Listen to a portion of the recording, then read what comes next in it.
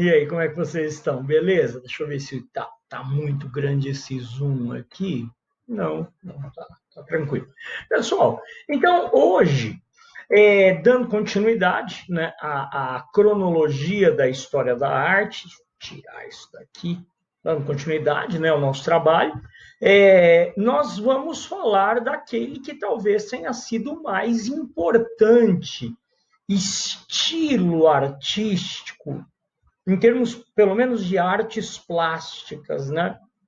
Talvez ao lado do surrealismo, né? Porque o surrealismo também é maravilhoso, mas a questão do cubismo, né? O cubismo é uma vertente das artes plásticas que adquire uma importância que pode ser medida no valor das obras de arte, na raridade até com que ocorrem transações comerciais nesse sentido. Não quero fixar a importância de uma obra de arte pelo seu valor econômico, porém, nós vivemos em um mundo onde a ideia é essa, né, pessoal? Não adianta a gente querer negar esse aspecto. Então, quando a gente fala de arte cubista, quando a gente fala dos grandes pintores cubistas,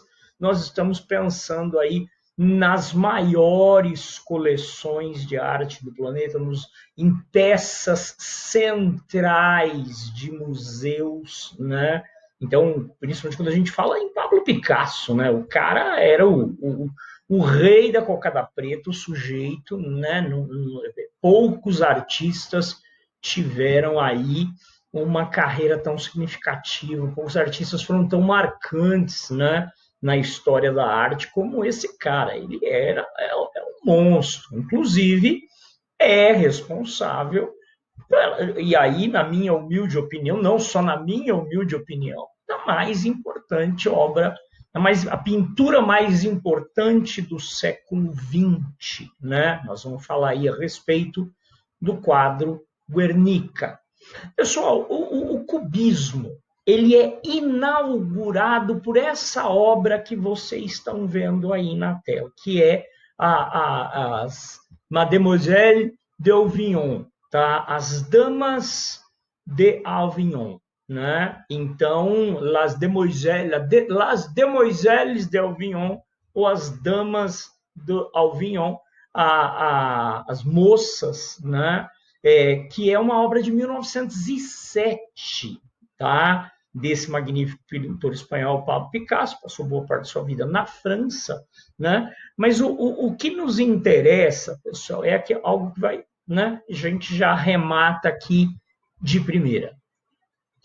O cubismo rompe com 500 anos, 500 anos de perspectiva, de busca de obras baseadas em profundidade de campo. O cubismo, ele rompe com a ideia da necessidade de se ter aí uma ideia de perspectiva na obra de arte pela primeira vez desde o Renascimento. Então está tudo chapado em primeiro plano, tá, pessoal? Outra coisa é que o cubismo ele tem muito a ver com a imaginação do artista. Tem os grandes, né? Os grandes pintores cubistas são o Pablo Picasso e aí assim muito menos conhecidos que o Pablo Picasso, mas, né? Você tem o Georges Braque, o Juan Gris, e aqui na América nós vamos ter uma figura que nós vamos falar especificamente sobre ele, porque nós vamos ter uma aula sobre muralismo, né? Que é o Diego de Rivera, né? E aqui no Brasil a Tarsila do Amaral tem um trabalho cubista também muito legal, né, pessoal? Então, assim, o Jorge Braques ele falava que você não precisa imitar aquilo que você pode inventar, né? Então ele falava, nós não temos nada a ver com a realidade, nós não queremos reproduzir realidade, né? nós queremos criar coisas, criar imagens. Essa ideia, inclusive, da ruptura com a perspectiva, e nós vamos observar aí, na medida em que o cubismo avança, a imagem multifacetada, né? Você vai chegar num ponto que você não reconhece mais o que é que o pintor quer produzir. Mas a ideia da ruptura com um universo em 3 dimensões. Tem autores aí que falam que isso é influência do desenvolvimento científico, porque eram homens extremamente cultos. Entendam isso. Não é um Hitler da vida, porque, pasmem ou não, nessa época aqui, em que o Picasso está produzindo as Demoiselles de Auvignon, o senhor Adolf Hitler, né, o jovem Adolf Hitler, vagabundava primeiro pelas ruas de Viena e depois pelas ruas de Berlim, tentando vaga em academias de arte que o rechaçaram por conta de sua falta de talento, né? Mas aqui você tem uma revolução, né? Então aqui não eram homens cultos, não era uma pessoa ignorante que fugiu da escola porque era vagabundo demais para completar o ensino médio, precisou fazer um negócio numa espécie supletivo. Não que a arte demande a necessidade de uma formação de nível superior, mas esses caras eram muito cultos. Então, fala-se na ideia de uma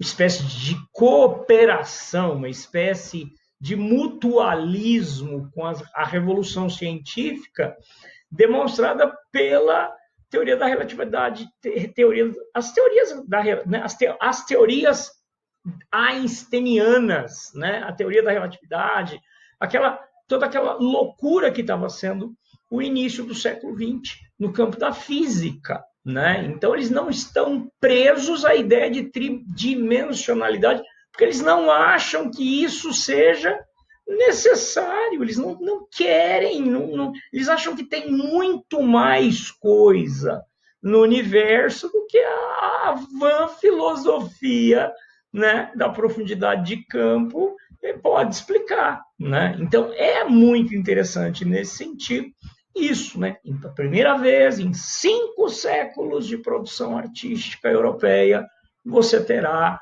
agora uma retomada de uma prática tradicional medieval, que é tudo chapado em primeiro plano, tá, pessoal? Outra coisa que vocês vão observar, pelo menos nessa primeira fase, né? É chamada de fase cezanista. Eles ainda demonstravam muita influência. Eles estavam muito influenciados, tanto Georges Braque quanto Picasso, muito influenciados pelo pintor francês Paul Cézanne, e é natural, né, que daí o nome fase cezanista. Mas essa é uma fase muito influenciada, olhem só, pela escultura africana. Vocês estão vendo? Aqui uma típica escultura africana, né, uma escultura, algo bem tradicional, e aqui a produção do Pablo Picasso, aqui as mulheres de Pablo Picasso. Então, notem a proximidade, a raiz é muito semelhante, né, pessoal? Então, há uma influência da arte africana, algo que estava sendo descoberto pela Europa no começo do século XX, na medida em que, após aquele primeiro momento de conquista imperialista, onde a cultura dos povos conquistados era completamente renegada, a cultura era tratada como se fosse lixo, você começa a ter aí uma espécie de descoberta, né, por parte desses artistas, de que aquela cultura, sim, é uma cultura extremamente valiosa, que é uma produção artística extremamente valiosa. Cultura, né, a gente não mede, tá? Mas a não ser cultura formal, claro. Mas a ideia é essa, né? Então, nesse primeiro momento, o que nós vamos observar? As formas, porque cubismo, as formas cilíndricas ou as formas cilíndricas e quadradas, as formas em cilindro e em cubo, né? Daí a ideia do cubismo, cores, num primeiro momento, cores muito fortes, né, pessoal? E uma completa negação da proximidade com a realidade. Aqui há uma desconexão, aqui você rompe definitivamente. A arte deixa, a pintura deixa de buscar como seu objetivo principal reproduzir imagens palpáveis, tá? Aqui os caras estão pirando, né? Eles estão reproduzindo algo que existe dentro de suas cabeças, tá? Então é algo excepcionalmente revolucionário e tem aí essa influência africana muito bacana, essa obra de arte típica, tá, pessoal? Então, notem aí um trabalho magnífico e que foi muito marcante, que foi extremamente revolucionário, que causou furor. Gente, lembrem-se disso. Olha, uma vez eu estava assistindo um filme e tava lá o casal, o protagonista e a protagonista, o casalzinho lá, o mocinho e a mocinha, passeando numa galeria de arte e ela pergunta pro cara o que o cara acha e ele fala: não, eu gosto de cavalos que pareçam cavalos, né? Tá. Então, se você gosta de cavalo que pareça cavalo, veja uma fotografia de um cavalo. Agora é fácil. Você já está no momento de popularização da fotografia. É bom lembrar que o Pablo Picasso morreu, ele é de 1889, ele vai morrer só em 1973. Então, ele passou pela fotografia preto e branco, pelo cinema mudo, pelo cinema falado, pela fotografia colorida, pelo cinema colorido, pelo cinema em 3 dimensões e pela televisão colorida.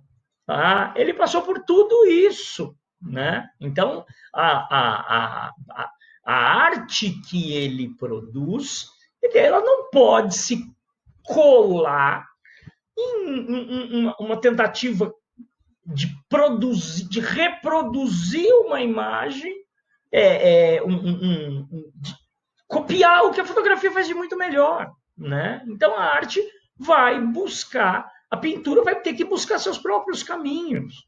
E o caminho é isso. É meio louco. A gente não está acostumado. Bate o olho e fala, mas eu já faço tudo torta. Aqui tem um olho maior, menor, em cima e embaixo. Esse aqui tem um olho preto. Esse aqui parece que apoiou de tábua de carne na cara. Entenderam? Mas é isso, porque não é uma reprodução da realidade, e sim algo que sai exclusivamente da imaginação do artista, tá, pessoal? E voltando aqui à questão das fases, né? Nós estamos aqui também da primeira fase, né? Aqui o autorretrato de Pablo Picasso, é legal vocês verem aqui, né? O Pablo Picasso ainda jovem, né? Bem lembrado, cabelo preto.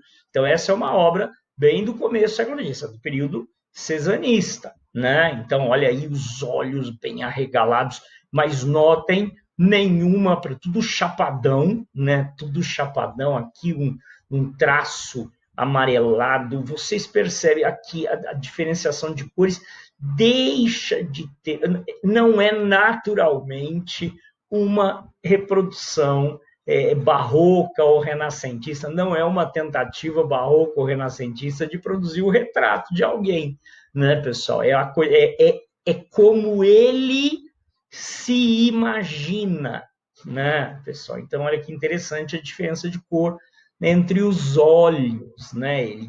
Um é negro como se tivesse aqui uma íris, o outro tem um traço branco, muito doido, né? O Pablo Picasso, ele é um colosso de artista, né? Aqui já estamos na segunda fase. Notem a radicalização. Então, se num primeiro momento ainda havia uma ligação com o impressionismo de Paul Cézanne, agora os cubistas eles vão se radicalizar, tá, pessoal? Então aqui nós temos o Pablo Picasso, né, uma obra de Pablo Picasso, que é O Poeta, e aqui do George Braque, como é que é? Violino e violoncelo. Violino e violoncelo. Tá? Notem que o Picasso ele vai fragmentando a imagem, multifacetando a imagem, como que se você visse a imagem por uma lente que te desse uma visão de como que fragmentando a imagem, linhas retas, quadrados, triângulos, uma preocupação extremamente geométrica, né? Uma preocupação, cortes retos, tá? E aí você percebe muito sutilmente a existência de um rosto, incluindo um cigarro na boca, né? Numa época em que acho que as crianças começavam a fumar com 4 anos de idade, né? Isso aqui é muito comum. Aqui você nota o braço do sujeito, aqui o nariz, né? Aqui um traço de boca. Então, assim, é difícil enxergar aqui um homem, o tal do poeta, né? E aqui a dificuldade, o violino e o violoncelo, tudo bem, até dá para ver aqui o violino e o violoncelo, mas de resto, notem novamente a questão dos traços retos, dos cortes retos, o trabalho de pincelada. Aqui, essa segunda fase é uma fase de uso de cor neutra, olha aí a diferença, né? Então, tá aqui cores bem berrantes, cores bem vivas, e aqui um trabalho já em cores neutras, né? Esse é o chamado cubismo analítico, tá? Cubismo, a fase analítica do cubismo. E para fechar, nós temos o que eles chamam de cubismo sintético, né? Aqui você tem o Juan Gris e aqui o George Braque. Nessa fase, há uma retomada do uso da cor em alguns aspectos. Há uma aqui é mulher com violão. Aqui é fantástico. É homem no café. Homem no café. Naquele estabelecimento que a gente tem muito lá na Europa, o fulano foi a um café. Lá na Holanda tem os coffee shops, né? Não é café que os caras lê lá, não. Mas aqui não está enxergando. Parece que tem uma caneca aqui, né? Parece que tem uma caneca aqui. Mas aqui você percebe a existência do violão pelo aquele orifício central e as cordas, e a mulher pela presença sutil de um sorriso, e aqui o que aparenta serem os olhos fechados, aqui a mão segurando o violão. Então aqui há uma minúscula retomada, reduz-se esse processo de fragmentação da imagem, de multifacetamento da imagem, porém, não é por isso que você vai dar a concessão, vai ter a concessão de retomar as formas mais visíveis, mais próximas da realidade, né? Aqui, zero, aqui, zero também. Eles falam que é um pouquinho menos, mas eu não consigo enxergar isso. Uma coisa nesse momento, pessoal, é que eles passaram a trabalhar, os grandes pintores passaram a trabalhar também com colagens, tá? De papel, que notem, parece, esse Lê é do Le Monde, né? Então eles cortam pedaços de papel, pregam tecido, madeira, couro, eles passam a compor seus quadros de uma forma mais complexa, utilizando vários materiais, tá certo, pessoal? Então, obras cubistas aqui já da fase terciária do cubismo. Aqui também, né, aparentemente, você tem o jornal, né? Então, é a fase terciária do cubismo. Agora, pessoal, falou em cubismo, não tem como fugir da influência desse cidadão aqui, o grande artista espanhol Pablo Picasso, o Pablo Picasso, que é uma figura uma figura cuja vida é fascinante, né? Ele vem de uma família rica, não sei dizer para você se é rica, mas de uma família de boas posses, tem uma excelente formação. Ao longo de sua vida, vai se transformar. Ele, vivo, já era uma espécie de mestre Jedi das artes. Tá? Teve inúmeras amantes. Por onde quer que ele passasse, era absolutamente insensado. Né? Quem não gostava dele? Os nazistas, os fascistas, que, né, arte degenerada, vamos queimar. Não, vamos queimar, não. Eles queimam, os nazistas, eles queimavam obras de arte de menor valor, obras de arte, né? Pegava um pintor cubista aí de segunda, terceira linha, queimava. Mas se punham a mão num Pablo Picasso, vendiam. Tá? Aí você não precisa preocupar, não, que a grana o cara sabe o que vale, né, pessoal? Mas o Pablo Picasso, então, ele nasce no final do século XIX e já era um artista absurdamente renomado na década de 1930.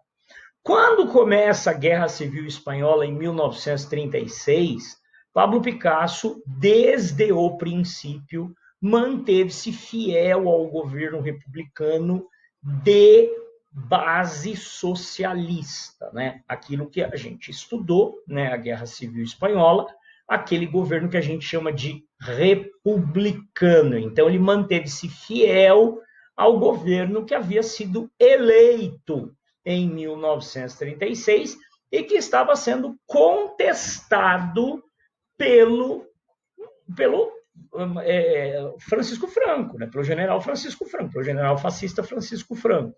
E aí, em 1937, acontece a tragédia, que é o ataque aéreo alemão, né? Os alemães testando a tática, testando a técnica de terror aéreo. Os alemães desfecham um ataque completamente homicida contra uma cidade interiorana do País Basco, a cidade de Guernica, uma cidade completamente indefesa, que não tinha nenhuma importância estratégica e que ficava a 150 quilômetros da frente de batalha e que provavelmente a guerra acabaria e ninguém ali teria mais do que ouvido falar. Tá? Então, os alemães massacram a cidade de Guernica por meio de um ataque aéreo e algo que horrorizou o mundo.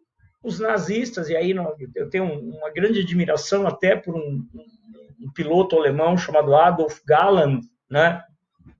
Que sempre foi uma figura extremamente cavalheiro, um grande cavalheiro, mas o Adolf Galland, eu tenho a autobiografia dele, ele se suja ao dizer que os alemães queriam destruir uma ponte, enviaram dezenas e dezenas de aviões só para bombardear. O vento arrastou as bombas para cima da cidade de Guernica. Então, a tolice, o Adolf Galland não precisava ter dito isso na sua biografia. Homem respeitado tanto na Alemanha quanto pelos aliados, nunca se sujou com os crimes nazistas, mas falou merda feio, né, quando tentou justificar o massacre de Guernica. Né? Então, o Pablo Picasso foi convidado pelo governo republicano, já que era, naquele momento, um dos artistas mais respeitados do mundo. Sim, você tinha também a Espanha muito feliz, né? A Espanha, meu Deus do céu, a Espanha também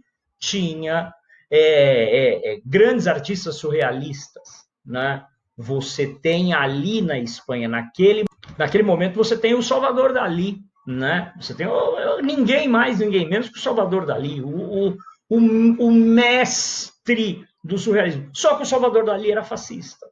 Fascista, talvez, a gente fala fascista, já vai pensar no cara lá matando gente. Não, ele era simpático ao pensamento fascista. Eu não entendo muito bem como é que o cara... Mas, bom,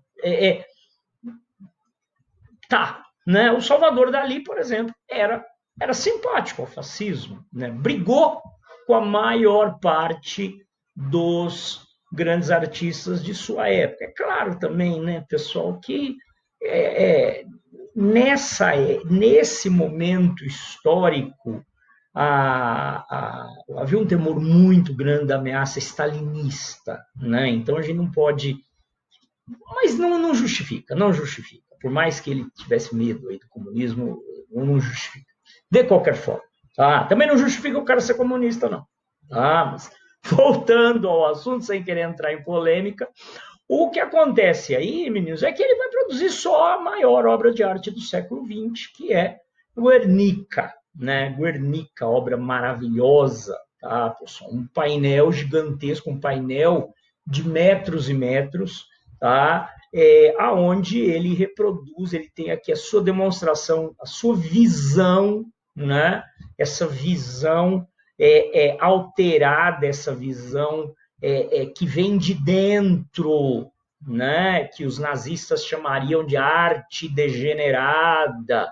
Olha como é que a visão ignorante, a visão paupérrima, e o Hitler queria ser artista, né? O Hitler artista, eu vou te falar uma coisa, que belo esse gente, né? Então, o Hitler que sonhava com a volta do Renascimento, do Barroco, ô homem ignorante. Mas voltando ao assunto, olha só, pessoal, as imagens, né, de sofrimento, de dor, o fogo, o desespero, membros separados dos corpos, o cavalo em desespero com um pedaço de madeira cravado em si, um corte na lateral, o casco, um braço abandonado com uma espada partida, uma pessoa de cabelo comprido em desenho, alguém pondo a cara para fora para entender o que estava acontecendo, com um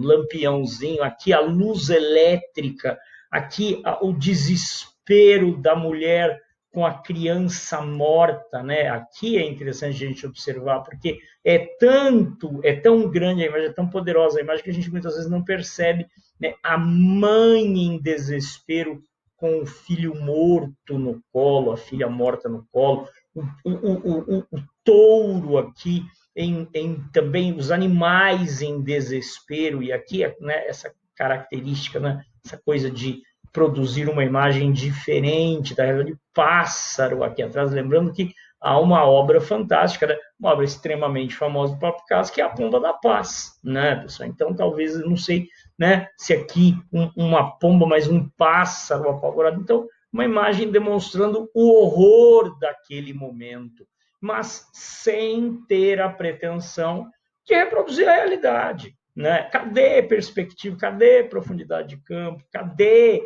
pessoas que parecem pessoas? Não, deixa isso para a fotografia. Agora é outro momento.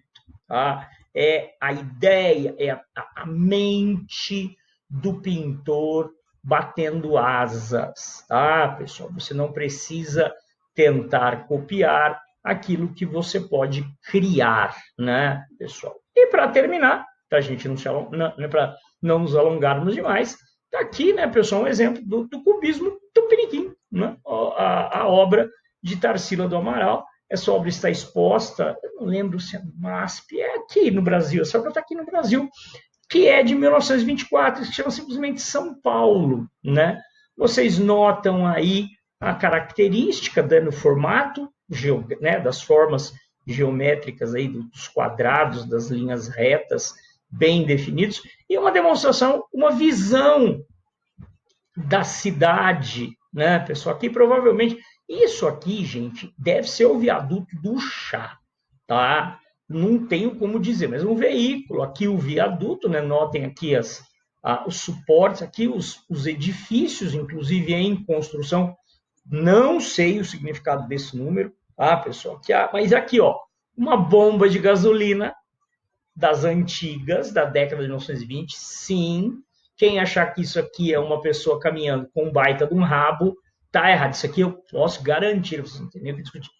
Uma bomba de gasolina da década de 1920. Aqui a cúpula, né, de vidro, você bombeava e enchia manualmente essa cúpula. Essa cúpula tinha uma marcação por litros. Então a pessoa chegava e falou, eu quero 20 litros. O frentista ia lá e bombava e subia 20 litros até o recipiente de vidro. Então você via no recipiente chegar em 20 litros. E aí ele descarregava o conteúdo do recipiente no seu carro. Bom, era um sisteminha que eu vou dizer uma coisa para vocês. Bom, hoje, pelo menos, né, naquela época, não tinha falsificação no conteúdo, né, no volume, desculpa, no volume, né? No conteúdo, vai saber, né? E aqui um poste de luz, né? Um poste de luz. Então, a modernidade, apesar de ainda você ter bastante verde, né? Aqui uma palmeira, mas isso, né? Tudo quadradinho, tudo formas geométricas bonitinhas, o veículo aqui rodando, o viaduto, a iluminação elétrica, a bomba de gasolina, quer dizer, a modernidade chegando à cidade de São Paulo no seu formato cubista por Tarsila do Amaral. E aí, pessoal, eu acho que, né, já tivemos aí uma boa visão dessa que é ao lado do surrealismo. Nós falaremos do surrealismo na próxima aula, se não na próxima aula, em outra aula. E aí, ficamos por aqui, gente. Um abraço enorme a todos, a todas. Um beijo gigante e até semana que vem.